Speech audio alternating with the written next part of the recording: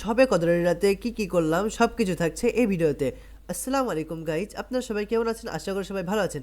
আজকে রমজানের 27তম রাত, আমাদের মসজিদে আজ কোরআন খতম হবে। মসজিদে আজ উপচে পড়া ভিড়। নামাজ পড়তে পড়তে একসময় হাত পায়ে খুব ব্যথা ধরে গিয়েছিল, তবুও কোরআন খতমের সেই বিশেষ মুহূর্তটা সাক্ষী হতে পেরে সব কষ্ট ভুলে গেলাম। নামাজ শেষে হুজুর কিছুক্ষণ গুরুত্বপূর্ণ বয়ান করলেন।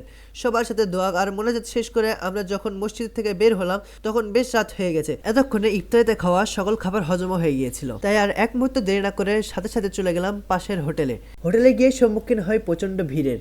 তার মাঝখানে আমাদের অর্ডার আসতে অনেক সময় লাগছিল। হোটেলে গিয়ে নিয়ে নিয়েছিলাম একটা পরোটা এবং ডাল। পরোটা আর ডাল দিয়ে নাস্তাটা পুরোপুরি সেরে ফেললাম। খাওয়া দাওয়া শেষে চা অর্ডার দেওয়ার পরে চা খাওয়ার আগে আমার আম্মু বাসা থেকে ফোন দিয়ে দিয়েছিল অত্যন্ত রাত হওয়ার কারণে, তাই তাড়াতাড়ি করে চাটা খেয়ে নিলাম। চা খাওয়ার মাধ্যমে মনে হলো আজকের সারাদিনের ক্লান্তিটা মনে হয় এক নিমেষেই শেষ হয়ে গেল। আজকের রাতটা সত্যি স্পেশাল ছিল। আপনাদের রমজান কেমন কাটছে অবশ্যই জানাবেন। আজকের ব্লগটা এখানেই শেষ করছি। সবাই ভালো থাকবেন, সুস্থ থাকবেন। আল্লাহ হাফেজ।